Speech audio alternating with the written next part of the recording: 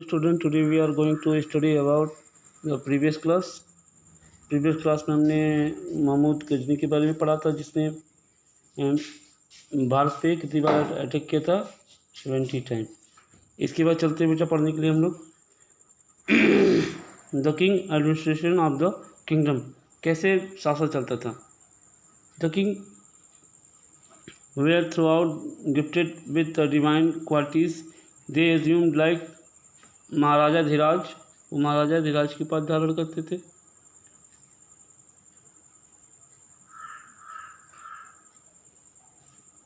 परमेश्वर etc.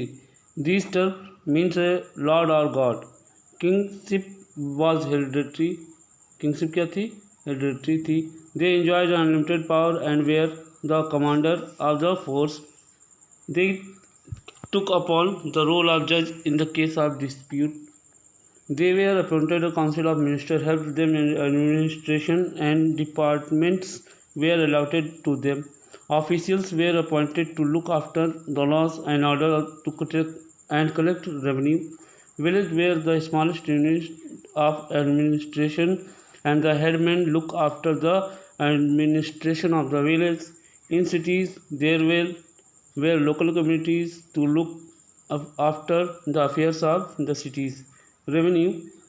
The kings needed money for finance their administrative employees and maintain the army, and took work for the welfare of societies.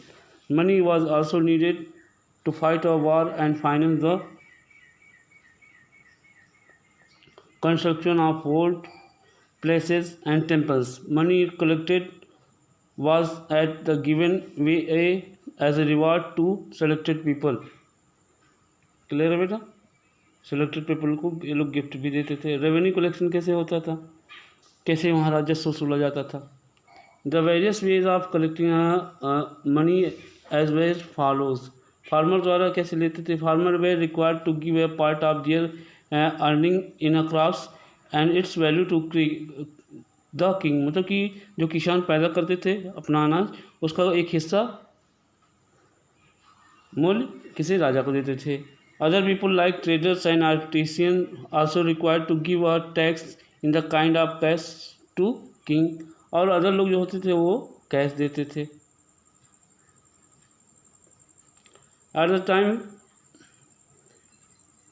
Time the king collect the particular पेंसिलर and wages tax like using a leader by the peasant and use a card touching of houses and so on. Those who were unable to pay tax money had pay back to working a labor for the king. जो लोग पैसे नहीं दे पाते थे उन्हें working labour किया जाता था, उनसे काम ले लिया जाता था। In this chapter you have studies about the various kingdom of the early medieval period. This period was the growth of development and prosperities, but also had a scratch of conflict and divided.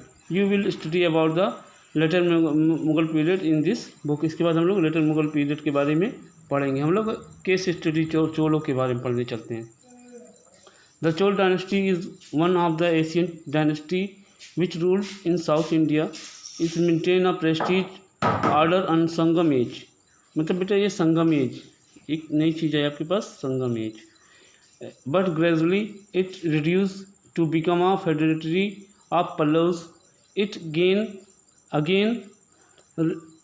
received its glory in the middle of 9th century में इन्होंने अपनी फिर महत्ता हासिल की। Maintain a supremacy about 4th century, और 4 शताब्दियों तक अपनी सुप्रीमेसी बनाए रखी।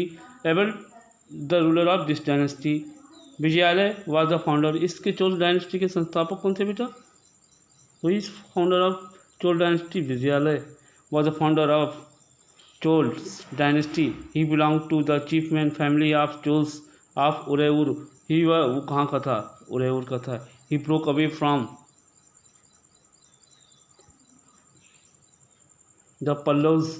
वो पल्लव से अलग हुआ। He conquered तंजौर, उसके बाद उसने तंजौर पे कब्जा किया and establish the capital here, और उसे अपनी राजधानी बनाई। चोलों की राजधानी क्या थी? तंजौर। आगे देखेंगे। ही also built a temple of goddess Nishumbha Nishimusudni there. His son Aditya was a successor who brought a lot of glory to his kingdom, but the power was crushed by Rajput and the dynasty remains subsided about 13th year. Rajraj Pratham was the Rajraj Pratham of the Chol dynasty once again established the Chol supremacy in this region. This period was ruled from 985 century to 1014 century. मतलब राजराज ने कब से कब तक शासन किया? 985 century से 1014 century तक. Under the kingdom under the kingship become a rich empire. He also developed the strategy of navy by the conquering the naval forces of Cher kingdom in Kerala. Cher कहाँ पे शासन करते थे बेटा? केरला में. आगे the area of Madurai and Ceylon. Ceylon को present day Sri Lanka. His boundaries this separate areas present day Tamil Nadu, Kerala, Andhra Pradesh and Karnataka. इनके कहाँ पे थे ये देखेंगे मैप के द्वारा. ये सारे क्षेत्र चोल डायनेस्टी के अंतर्गत आते थे. क्लियर हुआ? आगे देखेंगे.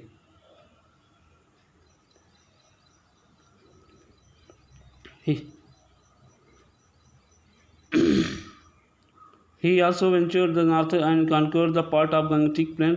Thus he got the title of Gangai कोंड चोल. मतलब गंगई कोंड चोल की उपाधि किसने धारण की थी? गंगई कोंड चोल की उपाधि राजराज प्रथम ने ली थी. He ruled the period of यहाँ से यहाँ तक किए थे. He also developed a good irrigation system in a region. Gradually this empire started decline in 13वीं शताब्दी में इस एम्पायर का पतन चालू हुआ, डिक्लाइन होने लगी.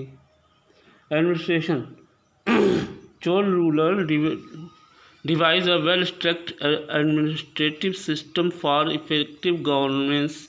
The structure of such governments given a blow so that these were quite similar to the modern democracy of local self government practiced today. मतलब इनके द्वारा जो इनके समय में 13वीं 12वीं 9वीं से लेकर 12वीं शताब्दी तक जो शासन व्यवस्था चलाई गई वो आज के लोकल सेल्फ गवर्नमेंट की ही तरह थी. The king was head of the administration. He was assisted by the council of minister. The king was divided into two categories. Kingdom was divided into two categories. दो kingdom दो भागों में बटा होता है. The category of vassal chief while the other of directory under the control of the king.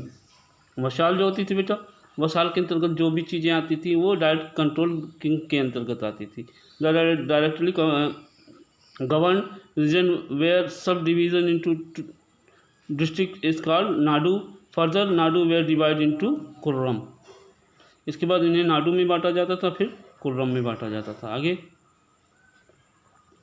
The lower level of administration was conduct by the process of local self government. There were 4 type of assembly. 4 type of assembly होती थी बेटा. नटाल्स होती थी. नटाल्स से the assembly looked after the affair of civic problem की देखती थी. नागार्था करती थी. ट्रेड संबंधित व्यापार संबंधित. महासभा क्या करती थी? इसमें Mahasabha was a representative assembly of villagers. ये विलेजरों की सभा होती है. This assembly meet in the temple और पब्लिक हॉल. ये मंदिरों में या पब्लिक हॉल में मिलती थी. It had 8 committees looked after the matter relating land, road, judicial account and irrigation, cultivation, etc. It also observed the revenue collection and expenditure of administration. महासभा ग्रामीणों की सभा होती थी जो गांव से संबंधित सारे मुद्दों को देखती थी. उर उसके बाद क्या है? उर. It was the gathering to a villager use the discuss the matter of common interest, resolve the tribal among the people. और एक ऐसी सभा होती थी गाँव वालों की जो सामान्य मुद्दों पे डिस्कस करती थी. Art and architecture. The Chola temple were famous for Tamil architecture. Brihadeshwara temple also known as Rajarajeshwara was built by Rajarajeshwar first and another temple was built by Rajendra Pratham at Gangai Kond Cholpuram. These temples are pyramid shape, मतलब गंगई कोंडचोलपुरम का मंदिर जो है बेटा pyramid shape का है। Both of these temple were dedicated of lord Shiva, ये lord Shiva को डेडिकेटेड हैं। These temple have huge gateway called gopuram, huge gateway को क्या बोलते थे इन मंदिरों में जो होता था, gopuram. On the other surface of pyramid of tower the imagine of various deities were engraved, मतलब इनके टावर्स पे देवताओं इमर्ज डाइटीज उकेरे गए हैं, बनाए गए हैं। These temples have a huge courtyard in which people used to gather discuss of various matters. Temples were not only religious place but were the centuries of social and economic activities as well. ये मंदिर जो होते थे केवल पूजा के ही नहीं होते थे, वहाँ सामाजिक और आर्थिक गतिविधियाँ भी संचालित होती थी। Over the period of time small settlement of garland market porters craft persons कुक्स it come up around the temple and people starting taking a care of the need of the pilgrims. इसके बाद मंदिर के आसपास बेटा वहाँ से संबंधित लोग जैसे पुजारी हुए, क्राफ्ट पर्सन हुए, पोर्टर्स हुए में और ग्राइलैंड मेकर्स हुए, ये लोग वहीं पे रहने लगे और यात्रियों जो तीर्थयात्री आते थे उनकी आवश्यकताओं की पूर्ति करने लगे। ब्रॉन्ज स्कल्पचर बेटा बहुत मशहूर है चोल का। Cholas are famous of bronze sculpture के, specially imagine of Nataraj Shiva, ये जो मूर्तियाँ आप देख रहे हो नटराज शिव की। The lord of dance, Shiva the lord of dance sculpture were also made in other metals given and even of stone. Agriculture and irrigation. Agriculture played a vital role in the growth of Chol Empire. Kaveri River and the delta formed by the close by Bay of Bengal had a very fertile around it. Due to the availability of water, people were even to able to grow 2 crops in a year of certain place. The rulers took an interest of developing the improving of irrigation facilities, which helped the boost production. Wells were also dug, have subsoil water receivers and embankment were constructed at various places to prevent flooding or canalize the water in canal. Clear हो बेटा? इसके बाद प्रशस्ति पत्र क्या होता था ये दिया गया है। पोएम ऑफ करुणा के बारे में दिया गया है, ये आप लिख लेंगे, ठीक है। आगे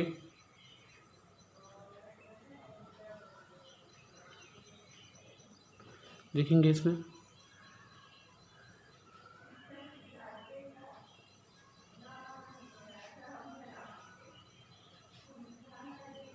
ट्रिपाइटल स्ट्रगल जानते हैं आप लोग किसके किसके बीच हुआ था? गुर्जर प्रतिहार, राजपूत और पालों के बीच। ब्रह्मदेव ब्राह्मणों की जमीन दी जाती थी। हिरण्यगर्भ एक रिचुअल्स होती थी जो शासक करते थे और उसके बाद क्षत्रिय बन जाते थे। वजाल जो होती थी होम अलाउंसेस। सामंत के बारे में आप जान ही रहे, samant is a big landlord chief होते थे। महाराजा देराज एक टाइटल होती थी। नगरम क्या होती थी? एसोसिएशन होती थी। और टाउन की प्रशस्ति पत्र होता था, काबर प्लेट पे होती थी जो जिसपे phrase of the king of Lord की इमर्ज की जाती थी बातें। क्लियर हुआ? इसमें बेटा एक चीज़ और आ गई आपको थोड़ा सा बताने के लिए आउट ऑफ द आपकी सिलेबस है। ये जो बेटे चोल काल में जो ये मूर्तियाँ बनाई जाती थी बेटा लास्ट वैक्स टेक्निक से बनाई जाती थी। इसमें क्या होता था? लास्ट वैक्स टेक्निक या मोम बेटा, मोम को आप जिस भी आकार में लेना चाहो ले लोगे। आकार मोम को ले लेते थे, उसके ऊपर मिट्टी की परत चढ़ा देते थे। मिट्टी की परत चढ़ाने के बाद क्या करते थे? मिट्टी की जब परत चढ़ गई तो उसे सुखा लेते थे। सुखा लेने के बाद ब्रॉन्ज को पिघला के उसी में डाल देते थे और उसके बाद जब ये ठोस हो जाता था तो ऊपर से मिट्टी की परत निकाल देते थे और तो तांबे की चमकती हुई मूर्ति मिल जाती थी। इसे बेटा लास्ट वैक्स टेक्निक भी बोलते हैं, क्या बोलते हैं, लास्ट वैक्स टेक्निक। ठीक है, इस विधि से चोल काल में मूर्तियाँ बनाई जाती थी। Thank you.